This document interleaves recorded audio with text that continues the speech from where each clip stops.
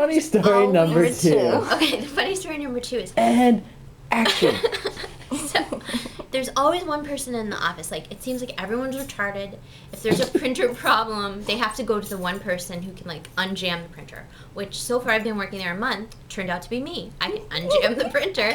So, I mean, no matter who it is, they're not retarded. They have a college degree. They can't pull a paper out of the printer. So, now I have to be the person to call Xerox every time the printer breaks. And the printer, Xerox, the company. Xerox. So, okay, the They're in guy competition. who fixes the printer has, like, mental issues.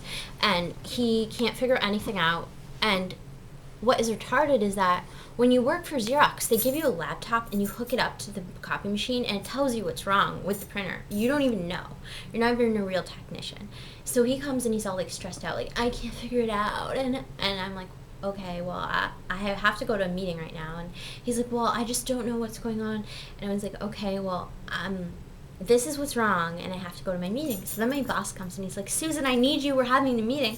And I was like, oh my God, my boss said he needed me. Like, I need to go. And so I'm on my way to my meeting with my pad and my paper because I'm the assistant, and I have to have the reports ready for my boss. And he's, like, really waiting for me in there. So I'm so, like, I'm sitting in the meeting. I'm so happy, like, that I'm the assistant and I'm giving him his reports, and he can't have the meeting without me.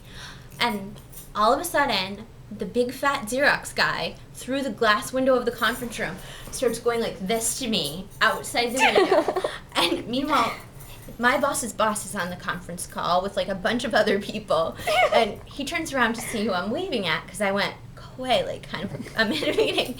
And so he's like, he goes back to talking on the conference call, and I thought the Xerox guy was going to go away, but no, he comes in the conference room in the middle of the meeting, Nice. and he says to everyone in there, like, is this guy retarded? He's big and huge and fat, and he's wearing this big Xerox uniform, and he's like, just so you know, the printer is working fine, and everyone's receiving their prints and their faxes, and the email function is now working. And then he shuts the door.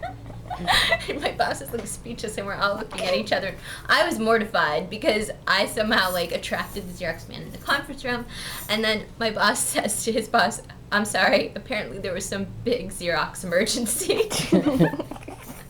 That was good. Okay, so a little bit Susan funny. saved the day with the fat Xerox guy. That's story number 2. Oh, I have another funny story about this guy, Gerald, I work with.